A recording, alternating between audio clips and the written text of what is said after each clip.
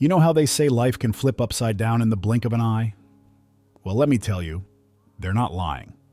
My name's Marcus Lane, 38 years old, and I thought that Tuesday evening was going to be just another regular day. I was wrong, like spectacularly wrong.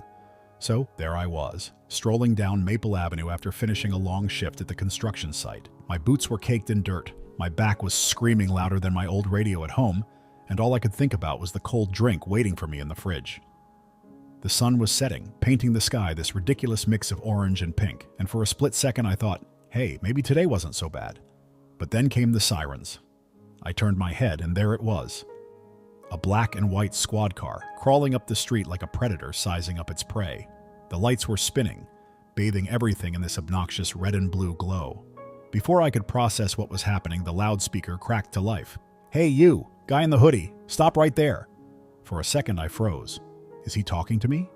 There wasn't another soul in sight, but I still glanced over my shoulder, hoping for some kind of miracle. Nope, it was me, just my lucky day. Hands where I can see them, the officer barked as he stepped out of the car. This guy was the poster child for tough cop.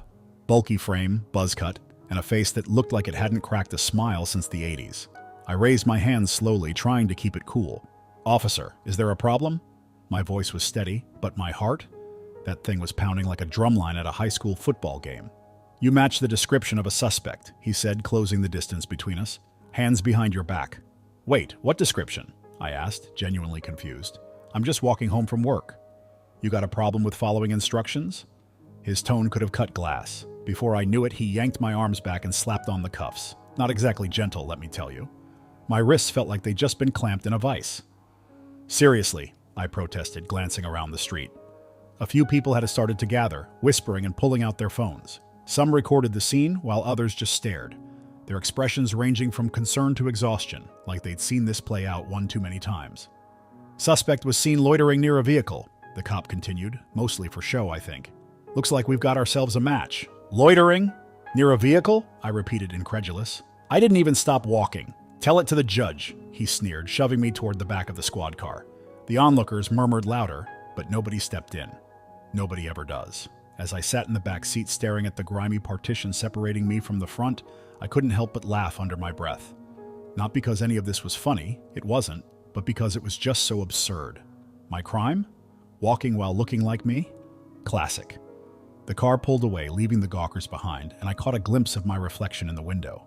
Tired eyes, a layer of dust on my face, and an expression that said, "Here we go again."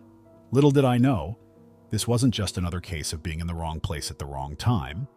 No, this one was going to get a lot messier and a lot louder. So let me paint you a picture. The moment we rolled up to the station, it was like stepping into a scene straight out of one of those old cop dramas. The air smelled like stale coffee and cheap floor cleaner. The fluorescent lights buzzed louder than my nerves, and the whole place felt like it hadn't seen an upgrade since bell-bottoms were in style. The officer, let's call him Sergeant Buzzcut for obvious reasons, hauled me out of the car and marched me through the station like he'd just captured public enemy number one. Heads turned as we passed, but no one said a word. Just another day at the office, I guess. Take a seat, Buzzcut ordered, shoving me onto a cold metal bench. Gee, thanks for the hospitality, I muttered under my breath, earning myself a glare. It wasn't much, but it felt good to push back, even just a little. I sat there for what felt like hours, watching the chaos unfold around me. Officers barking into radios, phones ringing off the hook, and a guy in the corner loudly protesting his innocence over some parking tickets. Priorities, right? Finally, Buzzcut came back with a clipboard and a smirk. Name? Marcus Lane, I replied. Not that it matters since I'm clearly guilty until proven innocent. Date of birth? He asked, ignoring my jab. July 14th, 1985. Do you need my shoe size too, or are we good? Buzzcut didn't even flinch. You think this is a joke? He shot back. Honestly? A little, yeah, I said, gesturing to the cuffs, still digging into my wrists. You're really trying to sell this whole a dangerous suspect thing, huh? Let's see how funny you think it is after a night in holding, he snapped, before motioning for another officer to take me away. The cell block was exactly as depressing as you'd imagine. Rows of tiny, grimy cells, each one occupied by someone who looked just as tired and frustrated as me. They shoved me into an empty one, and the door clanged shut behind me with all the subtlety of a wrecking ball. Welcome to the club, said a voice from the bunk above mine. I looked up to see a guy lounging there like he was at a five-star resort. Great, a roommate, I muttered, sitting on the edge of the lower bunk. Don't sound too excited, he said, smirking. Name's Daryl. What brings you to this fine establishment? Walking home from work, I replied, leaning back against the wall. Apparently that's a crime now. Daryl let out a low whistle. Man, they'll get you for anything these days. Let me guess. Wrong place, wrong time. Bingo, I said, shaking my head. And you? Parking tickets, he said with a laugh. But hey, at least they didn't drag me in for jaywalking. The hours crawled by, each one slower than the last. The cell was freezing, the bunk was harder than concrete, and the constant noise made it impossible to think straight. Daryl tried to make conversation, but I wasn't in the mood. My mind was racing, trying to figure out how I'd ended up here, and more importantly, how I was going to get out. At some point, Buzzcut strolled by, looking way too pleased with himself. Enjoying your stay? He asked, leaning against the bars. Oh, absolutely, I shot back. The service here is impeccable. Buzzcut chuckled, clearly amused by his own authority. Don't get too comfortable. You've got a court hearing in the morning. Maybe then you'll realize how serious this is? As he walked away, Daryl let out a low whistle. Man, that guy's got it out for you. What did you do? Insult his haircut? Something like that, I said, staring at the ceiling. But deep down I knew this wasn't just about me. This was about something bigger. Something that wouldn't be fixed with a clever comeback or a lucky break. Tomorrow, I'd have my day in court, and if they thought I was just going to roll over and take it, they were about to be seriously disappointed. Morning came faster than I wanted, and let me tell you, I wasn't exactly well rested. Between the rock-hard bunk and the symphony of snores, coughs, and random outbursts in the holding cell, I was running on nothing but adrenaline and a faint sense of irritation. When they called my name, I was escorted down a hallway that felt like it stretched forever. The fluorescent lights buzzed overhead, and the guards walking me looked like they'd rather be anywhere else. One of them muttered, "Good luck," as we reached the doors to the courtroom. Not exactly comforting, buddy. The courtroom itself was straight out of a TV drama. Wood-paneled walls, a massive judge's bench, and a sea of faces in the gallery. Reporters with notepads, curious onlookers whispering to each other, and a few folks who just looked like they stumbled in for the free entertainment. The whole place reeked of tension, and I was right at the center of it. I spotted Buzzcut near the prosecutor's table, standing tall like he'd just won the lottery. His smug grin was enough to make my stomach turn. I took my seat next to the public defender they'd assigned me, a guy who looked like he spent more time daydreaming than practicing law. "Name's Davis," he whispered, shuffling through a stack of papers. "Don't worry, we'll get through this." "Wow, such confidence," I replied, leaning back in my chair, feeling better already. Before we could exchange any more pleasantries, the bailiff announced, "All rise for the Honorable Judge Harper." Judge Harper was a no-nonsense woman in her 60s, with a gaze sharp enough to cut glass.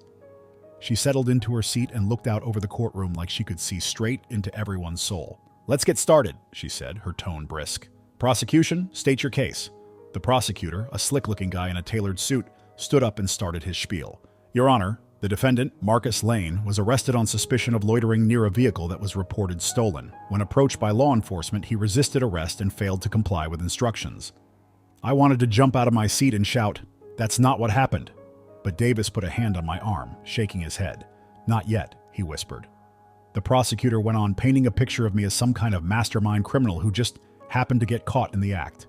Buzzcut nodded along, his grin growing wider with every word. "Does the defense have anything to add?" Judge Harper asked, turning her gaze toward Davis. Yes, Your Honor," Davis said, standing up. He adjusted his tie like it was trying to strangle him. "My client maintains his innocence and has documentation that could shed light on his background and character." The room fell silent. Buzzcut's grin faltered for the first time. I couldn't help but smirk a little. "Here we go." "Documentation?" Harper asked, raising an eyebrow. "Proceed." Davis fumbled with his briefcase before pulling out a manila folder and handing it to the bailiff. The bailiff brought it to the judge, who opened it and began reading. Her expression didn't change at first, but as she flipped through the pages, her eyes narrowed. "Mr. Lane," she said, looking up at me, "is it true that you previously served as a federal agent with the FBI?" The room erupted in whispers. Cameras flashed. Buzzcut's face turned a shade of red that would have been funny if the situation weren't so serious. "Yes, Your Honor," I replied, keeping my voice steady. "I served for 12 years before retiring." Judge Harper closed the folder and fixed her gaze on Buzzcut. "Officer Keller, were you aware of this information when you made the arrest?" Buzzcut stammered. I didn't know, Your Honor." "Didn't know, or didn't bother to find out," Harper shot back. The tension in the room was so thick you could have cut it with a butter knife. The prosecutor jumped in, trying to salvage the situation. "Your Honor, this doesn't change the fact that the defendant—" "Enough," Harper interrupted, her voice firm. This arrest was not only baseless, but reeks of negligence. Mr. Lane's record speaks for itself. This case is dismissed, effective immediately. The room exploded into chaos. Reporters scrambled for quotes. People in the gallery whispered furiously, and Buzzcut looked like he wanted the floor to swallow him whole. I stood there, letting it all wash over me. For the first time in hours, I felt like I could finally breathe. As I walked out of the courtroom, I caught Buzzcut's eye. "Next time," I said, keeping my tone casual, "maybe try doing your homework." It wasn't much, but it felt good. Real good. Walking out of the courtroom felt surreal, like stepping into a completely different world. The sun was bright, too bright, and the air was too fresh after the stale, claustrophobic atmosphere of the holding cell. Freedom felt heavy, not light, because I knew what was waiting for me beyond those doors. Chaos. As soon as I stepped outside, the reporters descended. Cameras flashed, microphones were shoved in my face, and questions fired off like a machine gun. "Mr. Lane, what's your reaction to the case being dismissed? Do you plan to take legal action against the police department? Do you feel this was an example of systemic bias?" I raised a hand, trying to keep my cool. "Look," I said, my voice steady but firm, "I appreciate your interest, but I need some time to process everything. What I can say is this: what happened to me shouldn't happen to anyone. That's all for now." The crowd erupted into a flurry of follow-up questions, but I didn't stick around to answer them. I pushed through, keeping my head down, my thoughts racing. The adrenaline that had been keeping me upright was wearing off, and exhaustion hit me like a truck. But underneath the fatigue, there was a simmering anger. Anger at how easily this could have gone differently, how easily they could have buried me if I didn't have the means to fight back. When I finally got home, the world didn't let me rest. My phone buzzed nonstop with calls, texts, and notifications. Family, friends, even people I hadn't heard from in years, all of them reaching out. Some were furious on my behalf, others just wanted to check in. My sister Lisa was the loudest voice of them all when I finally picked up.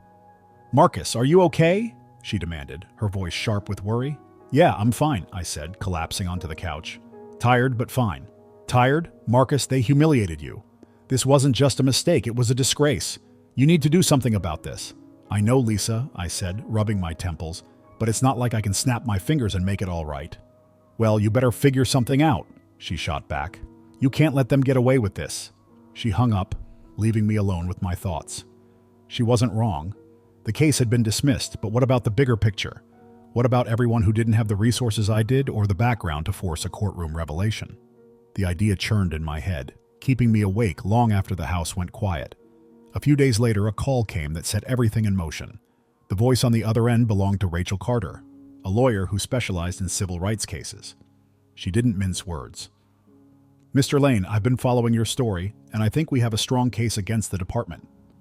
"Strong enough to make a difference?" I asked, leaning forward in my chair. "With your FBI background and the public attention this case has already drawn? Absolutely." She laid out the plan in meticulous detail: a formal complaint, a lawsuit for wrongful arrest, and a push for systemic changes within the police department. This wasn't just about clearing my name. It was about holding them accountable and preventing this from happening to someone else.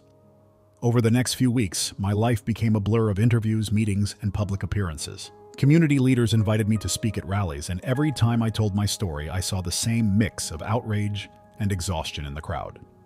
People were tired of hearing the same stories with no change, and I couldn't blame them. I was tired too. At one rally, standing in front of hundreds of people, I laid it out plain and simple. What happened to me isn't unique. I had the tools to fight back, but so many others don't. This isn't just about one bad officer or one bad day. This is about a system that needs to change. The crowd roared, but I didn't let it get to my head. This wasn't about applause. It was about momentum, about making sure that roar didn't fade into silence once the cameras stopped rolling. Months later, the lawsuit was settled. The city issued a public apology. The officer was suspended pending further investigation, and new policies were announced, including mandatory bias training and accountability measures. It wasn't a perfect victory, but it was a start, a crack in the armor of a system that had been untouchable for too long. The day the settlement was announced, I went back to the spot on Maple Avenue where it all began. The sun was setting, the sky painted in those ridiculous hues of orange and pink again, and for the first time in a long while, I felt a sense of peace. Not because the fight was over, it wasn't, but because I'd proven that it was possible to push back. As I turned the corner, a neighbor called out, "Marcus, saw you on the news. You're a hero, man." I shook my head with a small smile. "Not a hero," I said. just someone who refused to stay quiet. And for now, that was enough.